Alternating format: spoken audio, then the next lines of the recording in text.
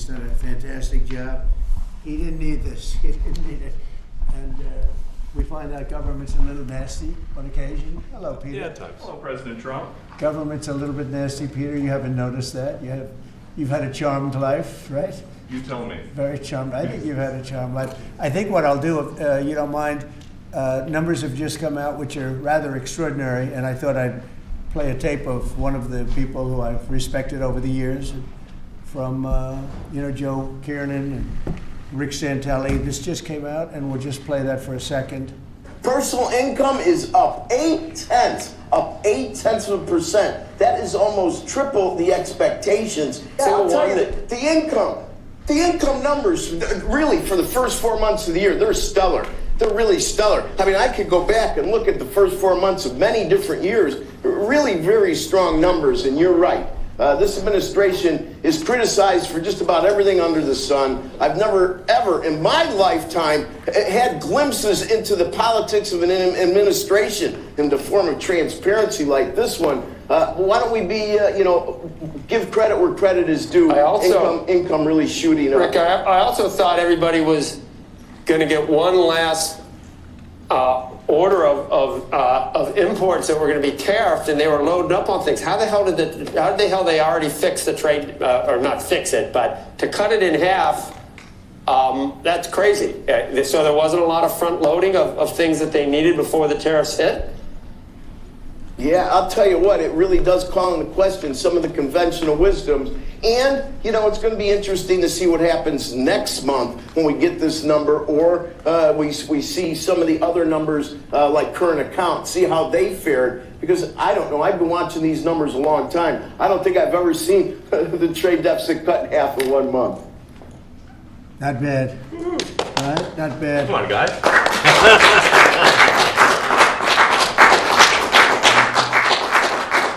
I see Howard and Scott are here, so it's great. You guys want to stand over here? You might as well. You're the ones that help produce those numbers, and it'll only get better. The tariffs are so important, and that's why we were so happy with the decision yesterday where the tariffs continue, because without the tariffs, our nation would be imperiled. We would really be imperiled. I think I can say that with great surety, Scott and Howard. And so we were very happy to get that decision, that big decision yesterday. And today it's about a man named Elon, and he's one of the greatest business leaders and innovators the world has ever produced. He stepped forward to put his very great talents into the service of our nation, and we appreciate it. And I just want to say that Elon has worked tirelessly helping lead the most sweeping and consequential government reform program in generations. And the kinds of things that he's found and his people have found. He's brought a group of very smart people in, and they found things that are pretty unbelievable. I have to say that the numbers that we're talking about are substantial, but they're going to be very much more substantial with time, because many of the things that we're working on right now, we're going to have to remember Elon as we find them, but the numbers could double and triple. Because many things, we don't want to go out with them until we're sure, but we've found things that are unbelievably stupid and unbelievably bad. With the Department of Government Efficiency, Elon's delivered a colossal change in the old ways of doing business in Washington. DOGE has installed geniuses with an engineering mindset and unbelievably talented people and computers. I actually asked Elon one time, what's their primary thing? And they have a lot of primary things, all having to do with being smart. But he said the thing that they're really the best at is working with computers, so that they can't be outsmarted by somebody that's not so honest, that happens to also be good with computers, but not as good as these people. But the mindset in the senior ranks of every federal department, and it's really changed.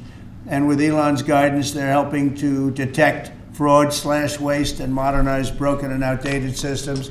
So as you know, we're talking about various systems and changing systems. And, sadly, it takes a long time to do that. You'll change, let's say, a system at IRS and computerize it properly, where the job can be done in 1/10 the time, but it takes sometimes years to rebuild those systems. But we've started, in many cases, I will say that this has less to do with Elon, but the air traffic control systems we're bidding out to the best companies in the world, those systems right now. They were what the previous administration was horrible what they did. They spent billions and billions of dollars, and in the end, it didn't even come close to working. They tried to hook up wire to copper, and it can't be done. And they just spent billions of dollars and just wasted money. Actually made the system much worse. So we're going to get a brand new modern system. Congress is working with us on that, and we're going to get it done as quickly as we can. But it's in the works, and once it's done, it'll be good for 30 years. But we have a system that's 48 years old and would have a modern computer hooked into a very outdated computer, and they don't hook up. I mean, they didn't hook up. So after spending billions of dollars, they turned on the system, and in never any cases from local to countrywide, they never worked.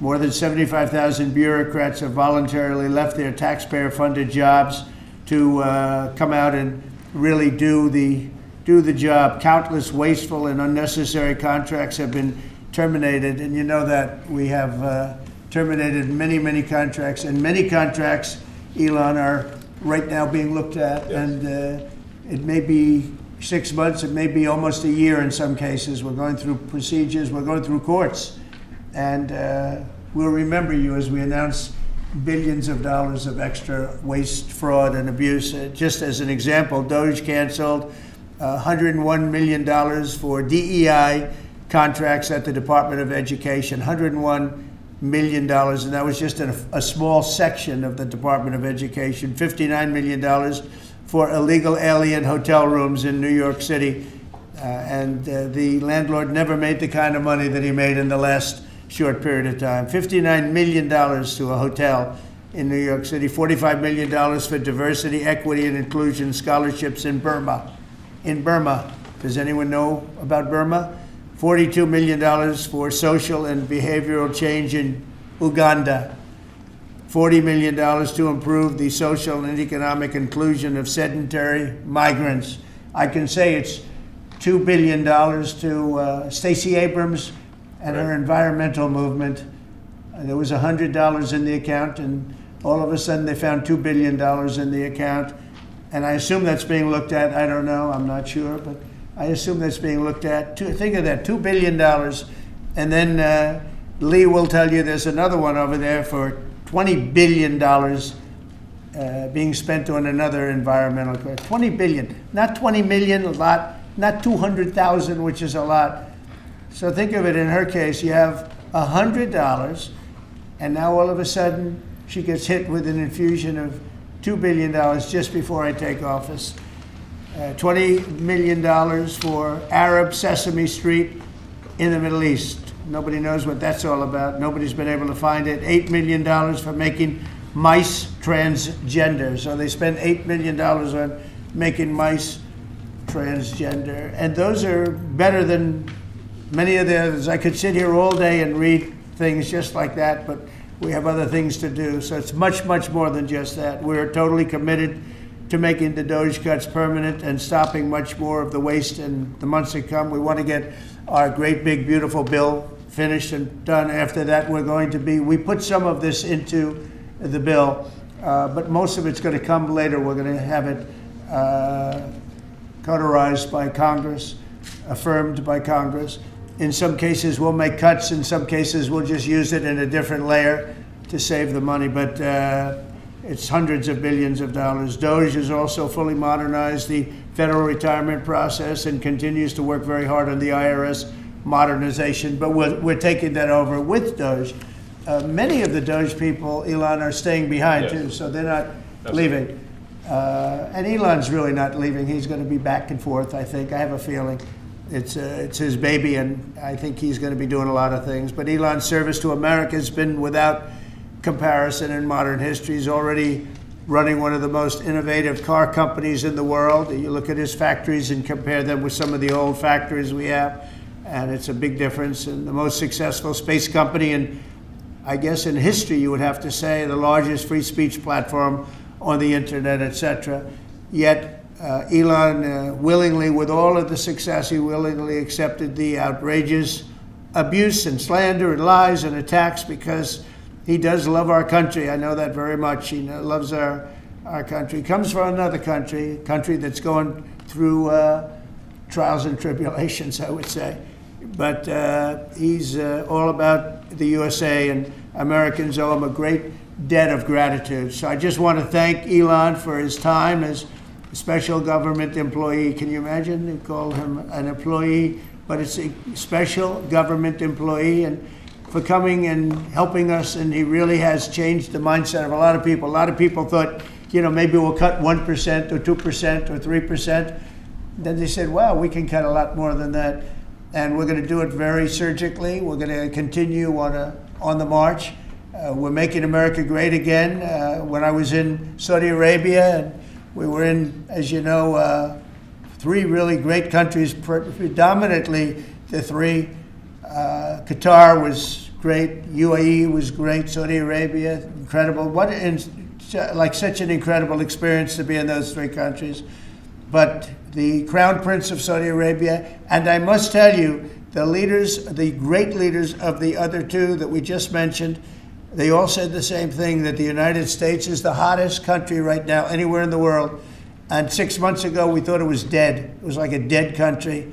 And it would have been a dead country if we didn't have the right result on November 5th. There would have been a horrible, horrible situation was going on with the borders, with transgender for everyone, men playing in women's sports, and so much more. But they were saying the hottest country anywhere in the world. And then I played that little clip because I was one person who's respected, or 2 people, because Joe was in that one too. Joe's a good man. But that was one group of people saying something about the success of what we've done over the last 4 months. They cannot believe it. In the one case, they said they've never seen anything like it as long as they've been doing what they've been doing. They've been doing it for a long time. So I want to thank Elon for helping. And again, the United States right now is the hottest country anywhere in the world. There's no country as hot, and we're doing really well. We came, when I left, we had no wars, we had no problems. We defeated ISIS, we rebuilt our military, and we had no inflation. And when I came back, we had a lot of inflation. We had wars all over the place. We had the embarrassment in Afghanistan where we gave up billions and billions of dollars of military equipment, the most embarrassing moment in the history of our country, I believe. I believe that strongly. We have Russia with Ukraine. We had the attack on Israel in October, the horrible attack, October 7th. Horrible, horrible attack. Nobody's ever seen anything like it. And now we have something where we're really healing a lot of that. We stopped India and Pakistan from fighting. I believe that could have turned out into a nuclear disaster. And I want to thank the leaders of India, the leaders of Pakistan, and I want to thank my people also. We talked trade. And we said we can't trade with people that are shooting at each other and potentially using nuclear weapons. And they're great leaders in those countries, and they understood, and they agreed.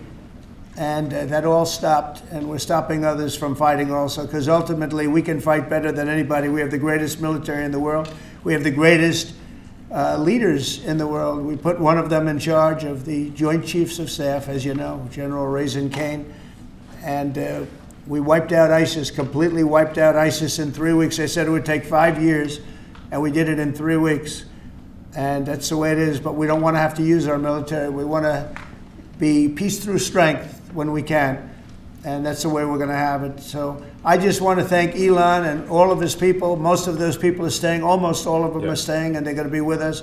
And you're going to see the results coming long into the future. Even a year and 2 years later, you're going to see a lot of the results, and those hundreds of billions of dollars are going to be adding up, and they're going to continue to add. It'll be interesting, really interesting to see what the final number is going to be. But again, Elon gave an incredible service. Nobody like him, and he had to go through the slings and the arrows, which is a shame because he's an incredible patriot. The good news is that 90% of the country knows that, and they appreciate it, and they really appreciate what he did. And I gave him a little special something we have here. Thank you. A very special that I give to very special people.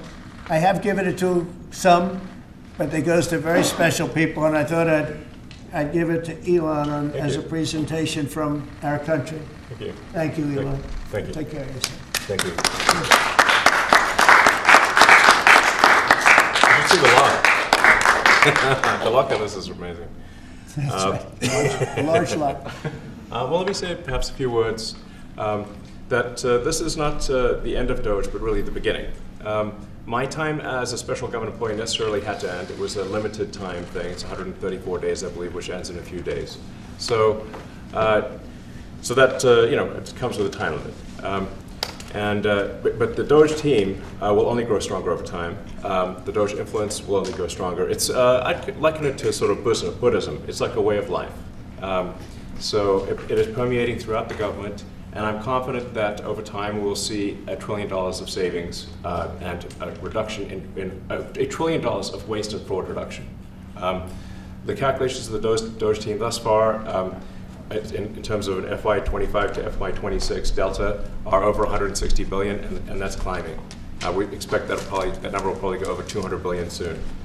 So I think the DOGE team is doing an incredible job. They're going to continue doing an incredible job, and I'll continue to be visiting here and be a friend and advisor to the president. And I look forward to times being back in this amazing room. By the way, isn't this incredible? Look at this incredible. It's stunning. I think the way that the Oval Office, how the president has just completely redone the Oval Office. It's beautiful. I love the gold on the ceiling. Thank you. It's pretty nice. Yeah. That's been there a long time. That was plaster. Nobody ever really saw it. They didn't know the eagle was up there, and we highlighted. It's essentially it's a landmark, a great landmark, and that's 24 karat gold, and everybody loved it. And now they all see it when they come in. So it's been good. The Oval Office finally has the majesty that it deserves, thanks to the president. So I look forward to continuing to be a friend and advisor to the president, continuing to support the DOGE team, and we are relentlessly pursuing $8 trillion in waste and fraud reductions, which will benefit the American taxpayer. So that's it, really. Thank you, Mr. President. Thank you. All right. Great job. Thank you. Thank you, President Trump. The president mentioned that you had to deal with all the slings and arrows during your time at DOGE. There's this. Well, some of the people, some of the media organizations in this room were the slingers. Well, so there is a New York Times report today that accuses you of blurring the line between. Is the New York Times, is that the same publication that got a Pulitzer Prize for false reporting on the Russiagate? Is it the same organization? I got to check my Pulitzer counter. It is. I think the judge just ruled against the New York Times for their lies about the Russiagate hoax, and that they might have to give back that Pulitzer Prize. That New York Times. Let's move on. Okay, then Next President question. Trump. I got one for President Trump. So President Trump, Biden aides who used to work here are in talks with Republicans in Congress to go and testify about what they did or didn't do to possibly conceal President Biden's decline. Do you think that Dr. Jill Biden should also have to come in and testify about what she did or didn't do? Well, I hate the concept of it. It's the wife of a man who was going through a lot of problems, and everybody that dealt with him understood that. And I guess it came out during the debate loud and clear. That was the biggest signal of all. They have to do what's right. The country was there was a lot of dishonesty in the election, as you know, 2020. That's been now caught. People understand it. It was a rigged election. And when you go further out, when you see the auto pen, I think the auto pen is going to become one of the great scandals of all time, because you have somebody operating it or a number of people operating. Because I knew Joe Biden. Joe Biden wasn't in favor of opening up borders, letting 21 million people into this from prisons and mental institutions and gang members. He wasn't into that at all. And who signed these orders, proclamations, and all of the different things that he signed that set our country so far back, that was so bad for our country. With the auto pen, how would it work? Like, we're in the Oval Office right now. If there was a group of rogue staffers that worked for you who wanted to advance a bill or an executive order without your knowledge, how could they do it? How do they go Well, it's very behind hard the because president's I'd back? read your newspapers or your media the next day and I'd say, well, I didn't approve that, and I would find it. I mean, they wouldn't get away with it for long because I'd say, I never signed that. Who the hell signed that? Auto pens, to me, are used to sign letters to people because we get, I think they said 20,000 letters a week, and you like to be able, when somebody takes the time to write a letter, it's nice to sort of write back. And auto pens are meant for that. Auto pens are not meant to sign major proclamations or tax cuts or borders, anything having to do with the border, which is so important. And if it happened on my watch, I would be able to see it because the next day or sooner I'd be reading about something that I knew nothing about and who the hell signed this. So I almost never used the auto pen. In fact, yesterday I was signing about 81, I think it was 81 proclamations and statements to people that I think should be signed by us. I think when you write letters to foreign dignitaries or presidents or prime ministers, you should be signing those letters, not done with auto pens. I understand he signed almost everything with an auto pen. It's a very dangerous thing. It really means you're not president. Whoever operated the auto pen, and we think we know who that is, and it was actually more than one person, but that's not what the presidency is all about. I hardly used to use it. Are you reinstate the tariffs on China? You said that they violated the agreement with the U.S. Well, they did. They violated a big part of the agreement we made. You know, if you read that whole statement, I was very nice to them. I helped them because they were in trouble with the stoppage of a massive amount of business. But I'm sure that I'll speak to President Xi and hopefully we'll work that out. But yeah, there's a violation of the agreement. Yeah, please. Mr. President, can you give us an update to the latest ceasefire agreement that Israel has agreed to, but Hamas still considering? Well, they're very close to an agreement on Gaza, and we'll let you know about it during the day or maybe tomorrow, and we have a chance of that. And I think we have a chance of making a deal with Iran also. They don't want to be blown up. They would rather make a deal, and I think that could happen in the not too distant future. That would be a great thing if we could have a deal without bombs being dropped all over the Middle East. That would be a very good thing. They can't have a nuclear weapon. We want them to be safe. We want them to have a very, very successful nation. Let it be a great nation, but we can't have them. They cannot have a nuclear weapon. It's very simple. And I think we're fairly close to a deal with Iran. Mr. Musk, question for Elon. Yeah, please. You said just now that you look forward to being a friend and advisor to the president. So do you expect to continue advising the president and DOGE informally, or are you going to sort of shift your focus entirely to your companies? Well, I expect to continue to provide advice whenever the president would like advice. I hope so. I mean, I expect to remain a friend and an advisor, and certainly if there's anything the president wants me to do, I'm at the president's service. Mr. Musk, on DOGE, you said that there was $1 trillion promise for cuts from DOGE. Yes, I think we do expect over time to achieve the $1 trillion. But what have you found in your time here was the biggest roadblock to getting those cuts? Was it the cabinet, or was it Congress, or something else? What was the biggest roadblock from your work? It's mostly just a lot of hard work. It's really not any one person or Congress. It's going through really millions of line items and saying just each one of them makes sense, what does not make sense. Obviously, at times when you cut expenses, those who are receiving the money, whether they're receiving that money legitimately or not, they do complain.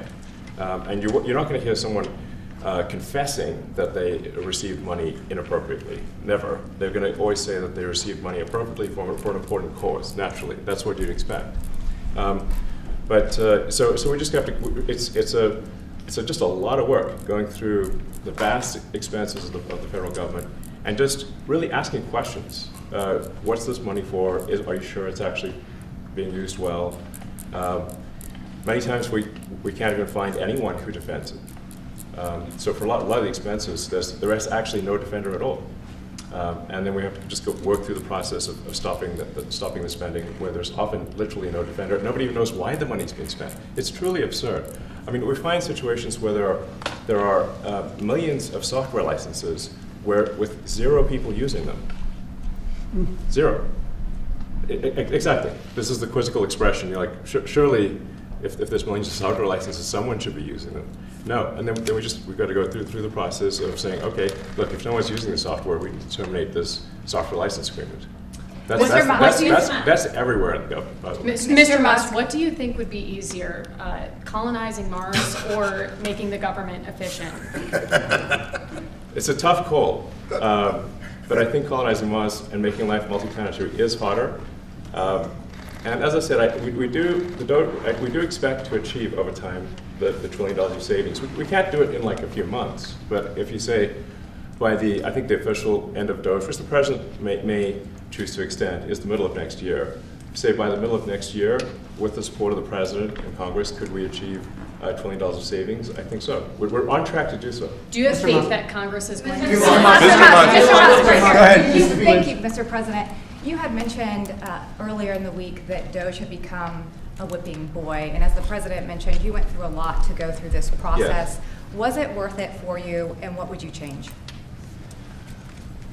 Yes, so what we found was happening was that if there were any cuts anywhere, then people would assume that was done by DOGE.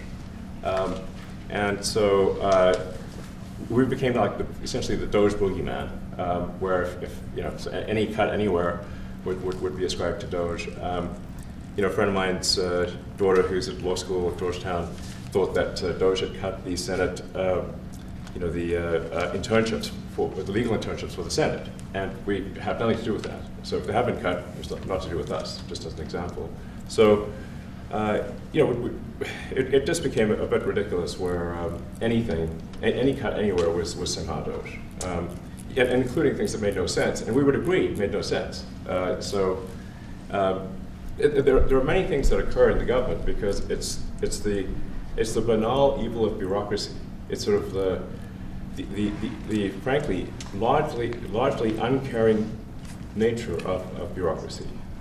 It's as the great Milton Friedman said, money is spent most poorly when it is someone else's money being spent on people you don't know, and that's how federal spending is.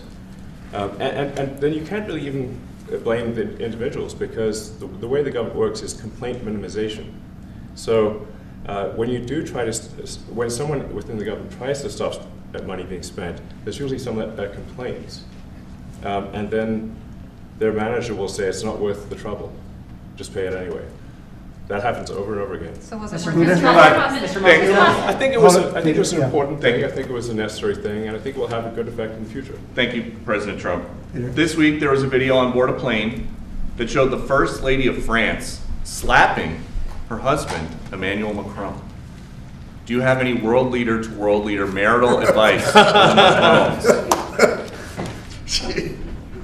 Make sure the door remains closed. That was not good. No, I spoke to him, and he's fine. They're fine. They're two really good people. I know them very well, and I don't know what that was all about, but I know them very well, and they're fine. What do you think about this Democratic Party plan to avoid being swept in every battleground state again by spending $20 million to study how to speak to American men? Well, they spent 2.8 billion. We spent 1.5. We spent much less. We spent about half of what they spent, and at the end they were $28 million short. They had to be. They spent 2.8 billion. It's a lot, but they couldn't get 28 million at the end, and now they want to spend. I read that they want to spend money to learn how to talk. That's fake. You don't want to be fake. You shouldn't have to hire consultants to say what America needs, because then the consultants should be running the deal, not them. But I read that they want to spend a lot of money in each state. So we won all 7 swing states, 7 out of 7. We won a lot more than that. We won the popular vote. We won everything, and they want to spend money to find out what they did wrong. And I mean, I could tell you what they did wrong. I could tell you every one of their programs when they say men playing in women's sports. I would say that's not a winner. When they say transgender for everybody, I think that's not a winner.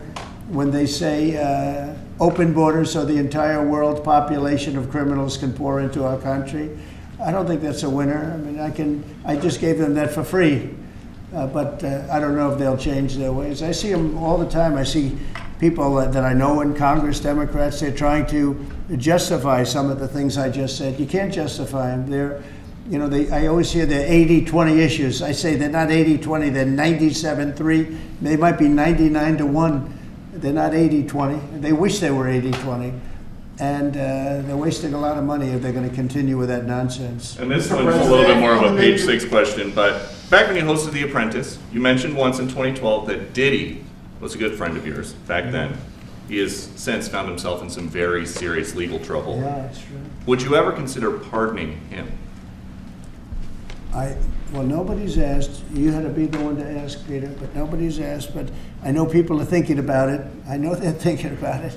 I think some people have been very close to asking. First of all, I'd look at what's happening, and I haven't been watching it too closely, although it's certainly getting a lot of coverage. I haven't seen him. I haven't spoken to him in years. He used to really like me a lot, but I think when I ran for politics, that relationship busted up. From what I read, I don't know. He didn't tell me that, but I'd read some little bit nasty statements in the paper all of a sudden. You know, it's different. You become a much different person when you run for politics and you do what's right. I could do other things, and I'm sure he'd like me, and I'm sure other people would like me, but it wouldn't be as good for our country. As we said, our country's doing really well because of what we're doing. So it's not a popularity contest. So I don't know. I would certainly look at the facts. If I think somebody was mistreated, whether they like me or don't like me, it wouldn't have any impact on me. Mr. President, on the Big Beautiful Bill, would you like to see the Senate build in some support for your tariffs on the Big Beautiful Bill, or should that be a standalone bill? I have great support on the tariffs. I mean, I was so honored that we got that ridiculous stay lifted, because that would have taken away presidential power. It would have taken away everything that was granted by the founders. It would have been a terrible thing. And it would have, most importantly, would have left us vulnerable. We have a lot of countries that use tariffs on us and use them viciously, actually, viciously. And if we didn't have the power to use tariffs on them, and instantly, not when you go back to Congress and try and get hundreds of people to agree on something, that would take months to get just one simple proclamation. If we didn't have the power to counteract their powers, you wouldn't have a country left. We have to act fast. We have to be fast and nimble, as they say.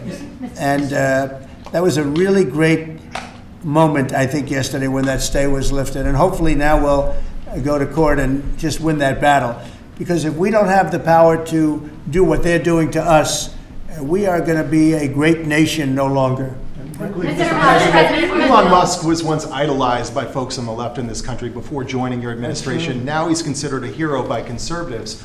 Why do you think this man, what he's done in American life, has been so politicized? Does it only have to do with you? His life has been amazing. I mean, I look at so many different things. I look at that rocket being, guided back into position. I've never seen that before. I thought it was a space movie. I thought it was a movie. You look at what he's done in terms of communication. It's been unbelievable. So many different, even tunnels going underground, not having to go through all the process of going, he's got a company that does that. He's got so many different companies. Starlink, as an example. He saved a lot of lives, probably hundreds of lives in North Carolina. I don't even know if you remember, but I called you. They needed Starlink in North Carolina. And I didn't know what the hell Starlink was. I said, what is it? Who owns it? He said, do you know Elon Musk? I said, yeah, I happen to know the gentleman. This was before his government stay. And they said, we really need it, because North Carolina became an island. People had no communication. They had no access to anything, and they were dying.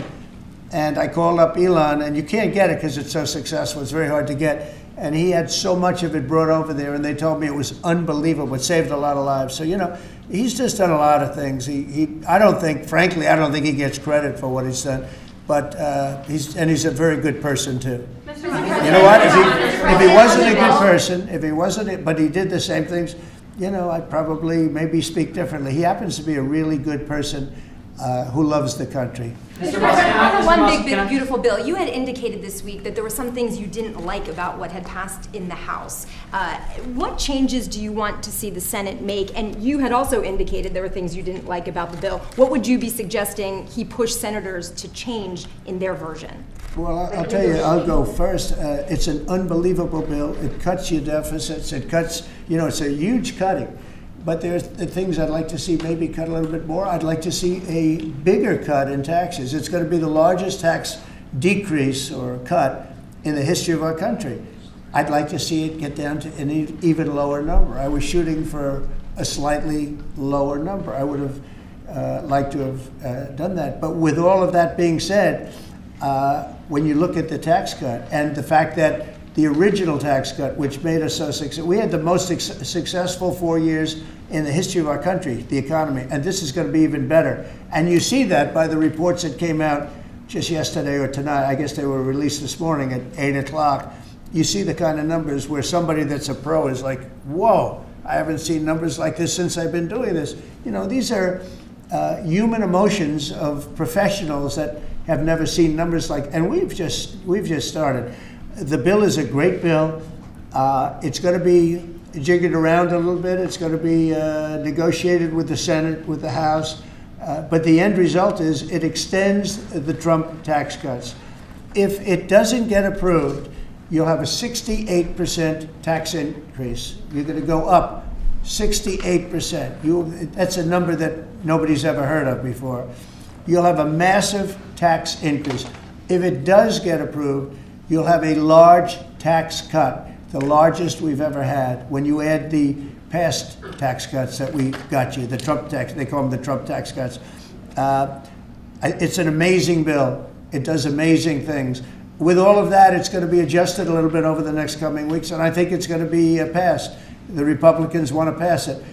With all of the great things it does, including an extension of debt, it's the extension. We have to extend the debt. If we don't extend debt, we're in default. Now, the Democrats might like our country to be in default, but in 250 years, we've never been in default. That was handed to them by a very well-meaning man that gave it to them because he thought it was the right thing to do. It could have been their problem before the election, but this man thought it was the right thing to do, and he was well-meaning. I don't hold anything against him for that, but that was put on our plate when it should have been on the Democrats. September 28th, a famous date. It should have been taken care of by the Democrats, but this person, a man of power, gave it to us so that in June that comes due. Well, we have to take care of that because if we don't take care of it, we have a country in default, and we don't ever want to have a country in default. I'll tell you, a certain senator, Elizabeth Warren, said that she would never, ever allow a default on our debt. She would never let it happen, and she would like to get rid of the debt ceiling, what's called the debt ceiling. I call it the debt extension because we really need an extension, that she'd like to see that gotten rid of. And there are many people that agree. Many Democrats agree with that. But we gave that through, and I don't want to say an error. He did it well-meaning. They gave that to us. It was a Democrat problem just before the election. Would have had a huge impact on the election. And to our benefit, we won anyway, but to our benefit. But felt that really for the good of the country, we should extend that. But Elizabeth Warren and various other people would like to see that, her whole career she wanted to see it terminated, gotten rid of, not being voted on every 5 years or 10 years. And the reason was because it's so catastrophic for our country. And I always agreed with her. That was one thing I agreed with her on. Now, I haven't spoken to her, but I would say that if you asked her that question now, she'd say, no, it's their problem. But it's a very unfortunate situation. It's a very unfair situation. And she happened to be right on that. It should be gotten rid of, or it should simply be extended. But that's one of the things that gets taken care of in this bill. That automatically gets extended for a 4-year period. And it should be. But I agree with Elizabeth Warren on that. I think you should get rid of it. It's too catastrophic. Yeah, please, go ahead. What message do you like to send to international students are they still welcomed to study in the United States? And one question for Mr. Musk. The students, well, we want to have great students here. We just don't want students that are causing trouble. We want to have students. I want to have foreign students. I think Harvard, it's close to 31%. That's a lot. Our country's given $5 billion plus to Harvard over a short period of time. Nobody knew that. We found that out. I wouldn't say that was a DOGE thing, but we found that out over a period of time. That was sort of a Trump thing. We ended up in litigation for other reasons because they're very anti-Semitic.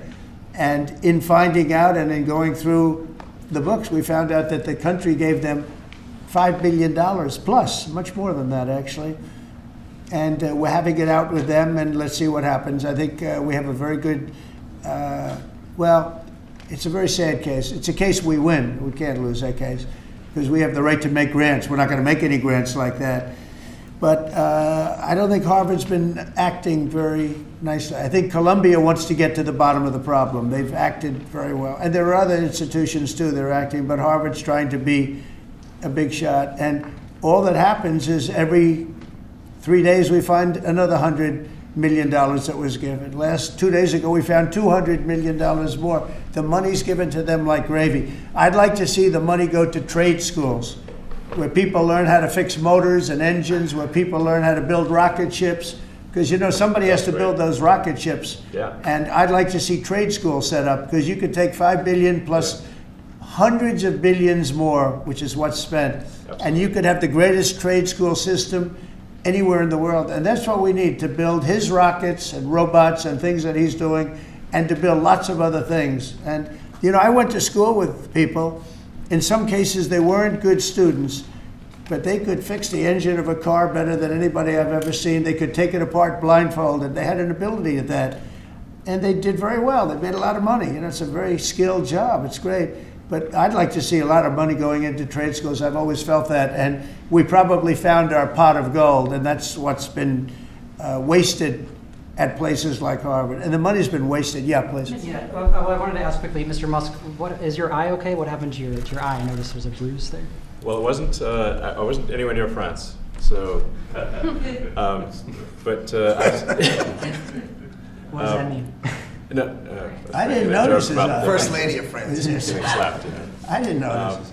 I was just horsing around with little X, and I said, "Go ahead, punch me in the face," and he did. Turns out, even a 5-year-old punching you in the face actually does. That was X that did? Yeah. X could do it. If you knew X, I saw his mom right now. But I didn't really feel much at the time, and then I guess it bruises up. But I was just horsing around with the kids. I didn't notice it, actually. President Trump, I got one. I know that you try to stay pretty neutral because not your war, but by the way, not my war. I just want to solve the problem for people. This was not a war that was going to happen if I were president. Right, and so not your war, but as you try to fix it, and as you survey this hellscape of the Ukrainian front lines, it's horrible. And you and your team deal with a very stubborn Vladimir Putin. Yeah. Do you and Zelensky. Yeah. But do you look at this very conflict Zelensky too. any differently now? Like, do you look at this and see Putin as the good guy or the bad guy? So I've known him very well, and I went through a lot of things with him because Russia was, the Russia hoax turned out to be a total hoax. New York Times, they got a Pulitzer Prize. They have to give back the Pulitzer Prize. That's my lawsuit, and they're doing very poorly in that lawsuit. But they wrote stories about how it was true and it was false, and a lot of Washington Post also. I have gotten to see things that I was very surprised at. Rockets being shot into cities like Kiev during a negotiation that I felt was maybe very close to ending. We were going to solve a problem, and then all of a sudden rockets got shot into a couple of cities and people died. I saw things that I was surprised at, and I don't like being surprised. So I'm very disappointed in that way. With that being said, I'd like to see it end. 5,000 people, I think the number's even more than that, but 5,000 people a week are being killed. Mostly soldiers, but also people that live in little cities and towns throughout Ukraine. And I'd like to see that stop. And I asked Caroline this yesterday, but I want to ask you directly. So many of the things that you're trying to do are held up in court right now. If the courts are going to have so much influence over U.S. policy, do you wish you would have just become a judge instead? Yeah, well, look, it wasn't meant to be that way. If you look at the founders, the president had certain powers, and you have your three groups, and they all had supposed to be pretty equal powers. But you can't have a judge in Boston running foreign policy in places all over the country because he's got a liberal bent or he's a radical left person. That's what the executive branch is for, and you have checks and balances. But we had millions of people pour into our country, many criminals poured into our country, murderers, mental institutions from all over the world being emptied out into our country. And if we don't get them out and get them out quickly, could lose your country very easily. This is a bad, that anybody would allow this to happen to our country. You know, with all of the things, we took over inflation, we took over some wars, we took over a lot of problems that didn't exist when I was president. None of it existed. We wiped out ISIS. Other than that, we had no wars. Putin was never going to hit Ukraine. Israel would have never been attacked. That attack, as you know, Iran had no money. They didn't have money for Hamas. They didn't have money for Hezbollah. They had no money whatsoever. That wasn't going to happen. All of these things that happened weren't going to happen. You wouldn't have had inflation. So it's very sad when I came back. But the thing that is the hardest is that they allowed 21 million people into our country, and many of those people are stone cold criminals. They moved their criminal population into the United States, and of all the things that are bad, I solved inflation, I believe, already. I got the fuel prices down. The fuel prices came down. That's one of the reasons. They screwed up the energy. They screwed up the cost of gasoline and oil and gas. And you had tremendous inflation, the greatest inflation probably in the history of our country under Biden. And when people said, oh, but the economy was, no, the economy was terrible for the people because they couldn't afford the energy. And the energy brought everything else up. Energy is the big deal. But with all of that, we solved that already. In 4 months, we solved it. $1.99, $1.98 gasoline. First time people have seen that in a long time since my term. But the hardest thing to solve is millions of people pouring into our country, many of whom are criminals. Because remember, these countries are smart. Their leaders are very street smart. They're sending the people that they don't want. They don't want the people that are there, that are law-abiding, that are productive, that are working hard. They want people that are in jails. We have them. They allow them to come in. And I always look to the other side, like, why would somebody do something? In business, I try and study, why would they want to do this? Why would they want to sell it? Why would they want to buy it? One thing I can't figure out is, what would an administration, what were they thinking when they allowed millions of people from prisons all over the world, not just from South America, Venezuela, all over the world, from the Congo in Africa, hundreds of people, thousands of people from the Congo, rough prisoners, from Asia, from Europe, rough parts of Europe. Why would they allow them to come into our country? Why would they do that? It's the one thing I can't figure out. And I don't believe it was Joe Biden. I really don't. I mean, look, he's been a sort of a moderate person over his lifetime, not a smart person, but a somewhat vicious person, I will say. If you feel sorry for him, don't feel so sorry because he's vicious. What he did with his political opponent and all of the people that he hurt a lot of people, Biden. And so I really don't feel sorry for him. But he wasn't a person that would allow murderers to come into our country. He wasn't a person that was in favor of transgender for anybody that wanted it, take kids out of families, et cetera, et cetera. So I just don't understand why a thing like this, how a thing like this could have been allowed to happen. Very sad. It's very sad for our country. If I could add something. I think the fundamental moral flaw of the left is empathy for the criminals and not empathy for the victims. Empathy for the criminals, but not empathy for the victims. And there's been way too much of that. That needs to stop. To the president's point, there's been immense judicial overreach that is unconstitutional, that was never intended. And it's undermining the people's faith in the legal system. It needs to stop. It's gone too far. Mr. And just today, we had, just a couple of hours ago, we had a great decision from the Supreme Court, thank goodness, that was very important. We had two important decisions yesterday on the tariffs, because again, we have to be able to fight a fair fight with other countries. Howard, would you say? We have to be able to use tariffs to fight people that use tariffs on us. I mean, if we didn't have that power of tariffs, we would economically be destroyed as a country, because they will destroy us. Other countries will destroy us with unchecked tariffs. We can check them when we have the use. They tried to take that power away from us. And if you take that power away, we're not going to have a country. We won't have an economically viable country.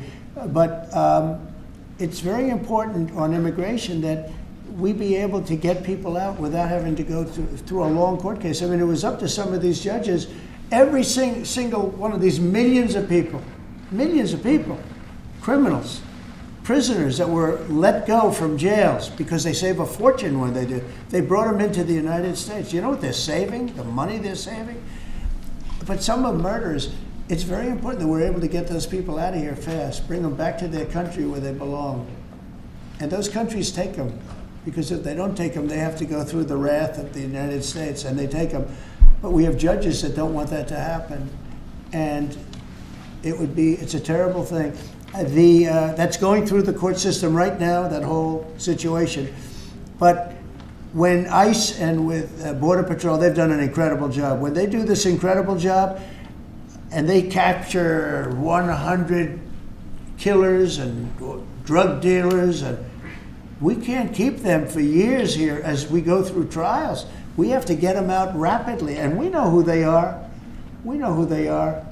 And we're very careful about who they are, but we have to get them out rapidly, or again, we're not going to have a country. Okay? Maybe one or two more. Go ahead. Are you concerned that tariff may also affect companies like Tesla, which has parts manufactured abroad? And this is also to you, Mr. Musk. Well, he's going to end up building his whole car here. I mean, I thought he built his whole car. Pretty much he does. He's got incredible factories, and like I looked at one in Texas. It's unbelievable. No, all of the manufacturers will build their parts here too.